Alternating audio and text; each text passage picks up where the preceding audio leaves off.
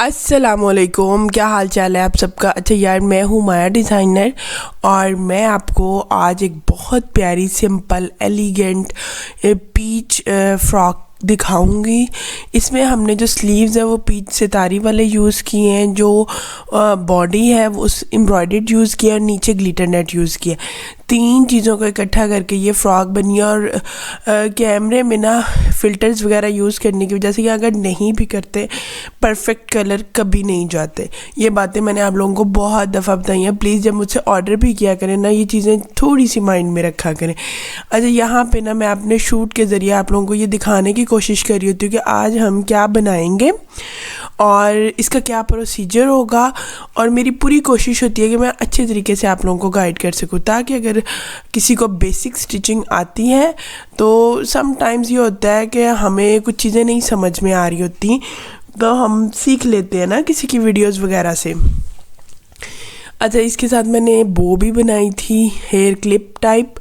और ये मेरी क्लाइंट ने, कल मैंने आपको इसी की मजेंडा फ्रॉक शो की थी, वो इनकी बड़ी सिस्टर की थी, ये पीच। और आने वाले कल में मैं आपको इसका लाइट पर्पल वर्जन भी दिखाऊंगी इंशाल्लाह ताला। ठीक है जी। अच्छा, यहाँ पे हम शोल्डर की कटिंग करेंगे और शोल्डर की कटिंग करने के बाद आपको पता है हम लोग नेक की कटिंग करते होते हैं और फिर हो जाएगी नेक की कटिंग। यहाँ पे अब ये देखिए, ये नेक की कटिंग है। अच्छा, मैं 4 पीसेस की इकट्ठी नेक की कटिंग करती होती हूँ और देन मैंने फ्रंट का नेक सेपरेट करना होता है। जब बैक और फ्रंट की इक्वल कर ली, उसके बाद फ्रंट की अलहदा कर ली। अच्छा, मैंने जो है ना अपर बॉडी पे जब ये यूज़ की ना एम्ब्रॉयडर्ड नेट, तो मैंने उससे पहले भी इस पे ग्लिटरी नेट लगाई, ताकि थोड़ी सी नीचे से ना ग्लिटर की शाइन आए जो अच्छी लगती है। वो भी मैं आप लोगों को सारा दिखाऊंगी। इस तरह अगर आप लोग फ्लेयर ग्लिटरी नेट बना रहे हो ना, तो अपर बॉडी बेशक आप कोई भी कर रहे हो, हाँ अगर नेट नहीं है तो आप नहीं यूज़ करो, यानी मूनलाइट है या फिर कुछ और फैब्रिक है जो गफ है जिसमें नीचे से नज़र नहीं आता, फिर ज़रूरी नहीं है कि आप इसके नीचे ना वो नेट यूज़ करें आप। लेकिन अगर आपका इस तरह का है कि वो फैब्रिक नीचे से नज़र आएगा, जस्ट लाइक दिस, ये देखिए अब मैंने इसके नीचे already glitter peach net use की हुई है। ठीक है, अब मैं इसके ऊपर एम्ब्रॉयडर्ड फैब्रिक नेट यूज़ कर रही हूँ, ताकि मुझे ये था कि थोड़ी बहुत नीचे से ना ग्लिटरी लुक आती रहे। और जो हमारी पिक्चर वीडियोस है ना, उसमें फ्लेयर बिल्कुल पिंक लग रहा है और योक एंड बाजू एंड बाकी चीज़ें जो है ना वो पीच फील हो रही हैं। हालांकि रियलिटी में ऐसा नहीं, सारा ही पीच था बट वही बात कि कैमरे की आंख वो नहीं देख सकती जो इंसानी आंख देख सकती है। अल्लाह ताला की क्रिएशन के आगे हम लोगों की क्रिएटिविटी और ये सब चीज़ें मुझे यूँ लगता है कि बिल्कुल ही ज़ीरो है। कहने को तो इंसान ने बहुत तरक्की कर लिया, लेकिन आप इंसान की जितनी भी तरक्की देखेंगी ना, जस्ट लाइक इंसान ने प्लास्टिक बनाया, प्लास्टिक जो है वो सिर्फ हमारी ज़मीन को गंदा कर रहा है और बस। और वो कोई गलता सड़ता नहीं है, बल्कि उसकी वजह से बहुत ज़्यादा प्रॉब्लम्स और इन्वायरमेंटल इश्यूज़ आ रहे हैं। चलें, लेकिन ये बातें मेरा टॉपिक नहीं है। लेकिन वैसे मैंने देखा है कि इंसान जो चीज़ क्रिएट करता है ना, उसमें लॉस इंसान का ही होता है। अल्लाह ताला ने जो चीज़ें बना दी हैं ना, वो बहुत फ़ायदेमंद है। खैर, यहाँ पे हम लोग इसका ना कटिंग कर रहे थे और जी ये जो हमारी बैक पे बो है ना, ये हमने उसकी कटिंग की है। और उसके बो पे कटिंग करने के बाद हम लोगों ने बो के ऊपर भी पहले ग्लिटर नेट लगाई थी और देन फिर इसके ऊपर हम लोगों ने फैंसी नेट यूज़ की थी, मीन एम्ब्रॉयडर्ड नेट। तो ना यहाँ पे हम लोग पिनअप करें। आपको पता है कि मैं प्रेसिंग और पिनअप्स इन चीज़ों पे बहुत ज़्यादा कंसंट्रेट करती हूँ। वो इसलिए करती हूँ कि हम लोग जितने मर्ज़ी वो हो जाए ना कारीगर, बट बेहतरीन कारीगर वो होता है जो छोटे छोटे स्टेप्स को ज़्यादा डीपली करे। हालांकि जितने मेरे पास न्यू स्टूडेंट्स आते हैं ना, उनको ये लग रहा होता है कि हम पिनअप नहीं करेंगे, हम प्रेसिंग नहीं करेंगे तो बड़ी जल्दी जल्दी काम हो जाएगा। हालांकि ऐसी बात नहीं होती। जैसे जैसे हम जितने मर्ज़ी माहिर हो जाए, जो चीज़ें झोल क्रिएट करें, बल क्रिएट करें, उनमें बहुत ज़्यादा ध्यान से ये चीज़ें करनी पड़ती हैं। अच्छा, यहाँ पे जो मैंने पहले अपर बॉडी के ऊपर पिनअप किया था फैंसी नेट को, मैं उसी को अटैच कर रही थी सिलाइयों के साथ। और ये मैं सारी साइड्स पे अच्छे तरीके से सिलाइयाँ लगाऊंगी। और मैं इसीलिए इतनी आहिस्ता आहिस्ता चला रही थी मशीन, क्योंकि ना इसमें मोती लगे हुए थे। और आपको पता है मोती के अंदर बहुत ज़्यादा डर होता है कि कब सुई के नीचे आ जाए और कड़च की आवाज़ आती है और सुई भी टूट जाती है, मशीन सारा अपना बैलेंस भी ख़राब करती है। और फिर कम से कम आपको घंटा लग जाता है अपनी मशीन को सीधा करते करते। इसलिए अगर आप कोई मोतियों वाली चीज़ सी रहे हैं ना, तो प्लीज़ बहुत ध्यान से और मशीन आहिस्ता चलाएं। उस टाइम पे ना मशीन आहिस्ता चलाएं, उस टाइम पे बहुत तेज़ नहीं भगाएं मशीन को। अच्छा, यहाँ पे मैंने ना सारी सिलाइयाँ लगा ली थी गले की। अब मैं बाकी कंधे की भी लगा लूँगी। और ये जो बो हम लोग रेडी कर रहे थे, हम लोग ये उसके ग्लिटर नेट को ना उसको भी अटैच कर रहे थे, क्योंकि कटिंग करके पिनअप तो किया हुआ था।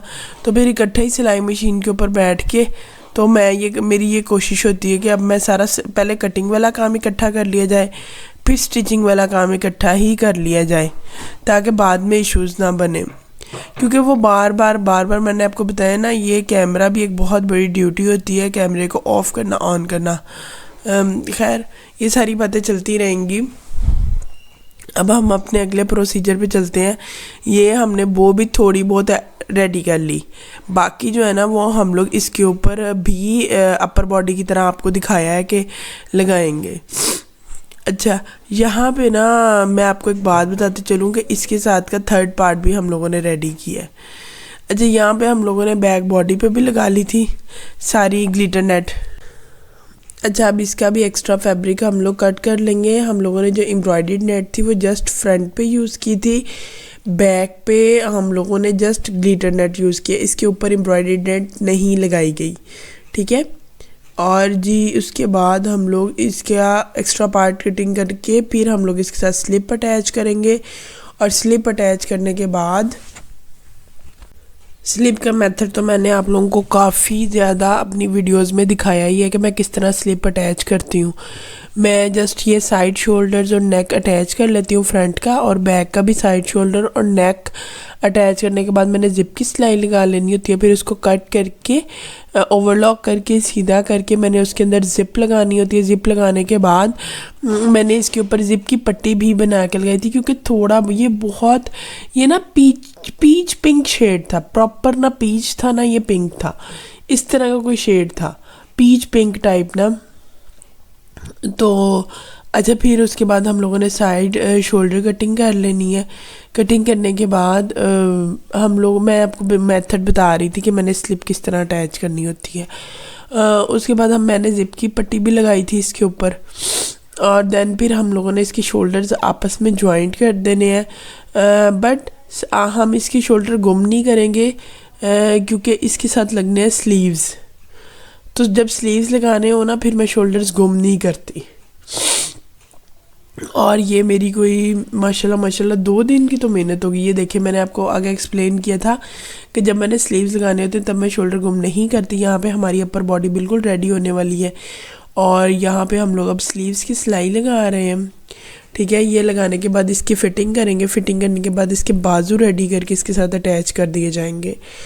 तो आप लोगों को आज का फ़्रॉक किस तरह का लग रहा है ये बताएं, और क्या उसे कहते हैं ये भी ज़रूर बताइएगा कि आप लोगों ने कभी इस तरह की फ़्रॉक स्टिच की है, और मेरी वीडियोस आपको कुछ सीखने में हेल्प आउट करती हैं। क्योंकि मैंने आपको बताया ना, कैमरा एक है, हेल्पर इस टाइम पे कोई 8-10 होते हैं, मैं ख़ुद भी होती हूँ। तो सबको कैप्चर करना होता है। किसी के कुछ क्लिप्स हो रहे होते हैं सेव, किसी के कुछ क्लिप्स सेव हो रहे होते हैं, सारा काम सेव नहीं होता एट अ टाइम। हाँ, आगे जाके अगर आप लोगों की इसी तरह मोहब्बत, प्यार और सपोर्ट रही तो हम लोग डिवाइसेस ज़्यादा कर लेंगे, क्योंकि कैमरे के रिज़ल्ट में और मोबाइल के रिज़ल्ट में बहुत ज़्यादा डिफरेंस है। खैर, मेरे पास मोबाइल भी बहुत आउटक्लास नहीं, जिस तरह आईफोन वगैरह होता है। मैंने कैमरा ही अच्छे वाले को फोकस किया था। अच्छा, यहाँ पे हमारी अपर बॉडी तकरीबन रेडी हो गई थी। उसके बाद हम लोगों ने इसके नेट के फ्लेयर्स को कटिंग करना स्टार्ट किया। अब यहाँ पे आप देखो, ये पीच पिंक शेड दे रहा है, जब तक ये उसके ऊपर नहीं लगा, पीच सिल्क के ऊपर। मैंने इसके नीचे सिल्क पीच यूज़ की थी। अच्छा, उसके बाद हम लोगों ने ना इसकी मैंने ना नेट के 2 फ्लेयर्स लगाए थे। देन फिर मैंने इसको सिल्क का फ्लेयर लगाया था और नेट के दोनों फ्लेयर्स पे मैंने हॉर्स ब्रीड अटैच की थी। अच्छा, मैंने दोनों नेट के फ्लेयर्स के साथ हॉर्स ब्रीड लगाई थी और वो मैंने आपको मेथड छोटी पर्पल फ्रॉक में शो कर दिया हुआ है कि हॉर्स ब्रीड कैसे लगाते हैं। लेकिन चलिए मैं आपको दोबारा मेंशन कर देती हूँ। पहले आपने इसकी साइडों की सिलाइयाँ लगा देनी है। अगर आप फ्लेयर पे 2 पट्टियाँ यूज़ कर, एक पट्टी यूज़ कर रहे हैं तो उसकी एक साइड की सिलाई लगा लें। वैसे मैं हमेशा प्रेफर करती हूँ 2 पट्टियाँ यूज़ करने पे, क्योंकि फ्लेयर जितना बड़ा होगा उतनी अच्छी फॉल आती है, उतनी फ्लफ़ी लगती है फ्रॉक। खैर 2 पट्टियों को या एक पट्टी को आपस में जॉइंट कर लिया। देन फिर हमने ना सीधी साइड पे हॉर्स ब्रीड को रख के उसको स्टिच करना होता है। ठीक है, स्टिच करने के बाद आपने उसको फिर मोड़ के फिर अंदर वाली साइड यानी उल्टी साइड पे मोड़ के फिर एक सिलाई लगा देनी होती है प्रेस से बिठा के। ये सारा मेथड होता है। अच्छा, जो मैंने पहले वाली आप लोगों को फ्रॉक दिखाई थी ना, मैजेंडा कल वाली, उसका ना अपना ही बहुत ज़्यादा वो फ्लफ़ी होती है, अकड़ी हुई होती है। ग्लिटर नेट में भी बहुत बहुत किस्में आती हैं, लेकिन बट आपको बाज़ार में ज़्यादातर जो ग्लिटर नेट है ना वो इस तरह की मिलेगी कि उसमें जान नहीं होगी। तो आपने उसमें जान क्रिएट करने के लिए इसके साथ हॉर्स ब्रीड ज़रूर लगानी है अगर आप इसके अंदर बेबी फ़्रॉक रेडी कर रहे हो। बड़ों का रेडी कर रहे हो फिर तो कोई इशू ही नहीं है ना। और ये मैंने बो बनाई थी और ये मैंने इस तरह बनाई थी कि बो मैंने ऊपर स्पेशल कटिंग की थी, नीचे वाली जो थी ना वो मैंने कुछ थोड़ा डिफरेंट रखने की कोशिश की थी, क्योंकि मैं हर फ्रॉक में मेरी ये कोशिश होती है कि थोड़ा सा कुछ डिफरेंट हो जाए, कुछ यूनिक हो जाए। यहाँ पे हमारी फ्रॉक बन के सारी फाइनल हो चुकी थी और यहाँ पे मैं आपको दिखाने की कोशिश कर रही थी इसका फ्लफीनेस, फ्लेयर कितना बड़ा है। ये जस्ट 8 ईयर्स ओल्ड बेबी की थी। आप लोग कमेंट बॉक्स में ज़रूर बताना आप लोगों को मेरा ये आर्टिकल किस तरह का लगा है, बिकॉज़ आप लोगों की जो होती है ना रिकमेंडेशन, सपोर्ट, वो बहुत मैटर करती है।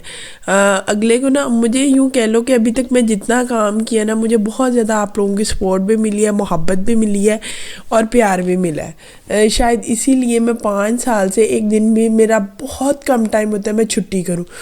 अभी भी कोई मैं पिछले साल से 1-2 छुट्टियाँ करना चाह रही हूँ और मेरे से छुट्टी नहीं हो पा रही, क्योंकि मेरा वर्क जो होता है ना वो टाइम टेकिंग है। मैंने अगले बंदों से ना कमिटमेंट की होती है कि ये काम आपका हो जाएगा। मेरे लिए बहुत टफ़ हो जाता है घर से निकलना। चलो जी, ये सारी बातें होती रहेंगी। अपना बहुत सारा ख्याल रखिएगा। अल्लाह हाफिज़।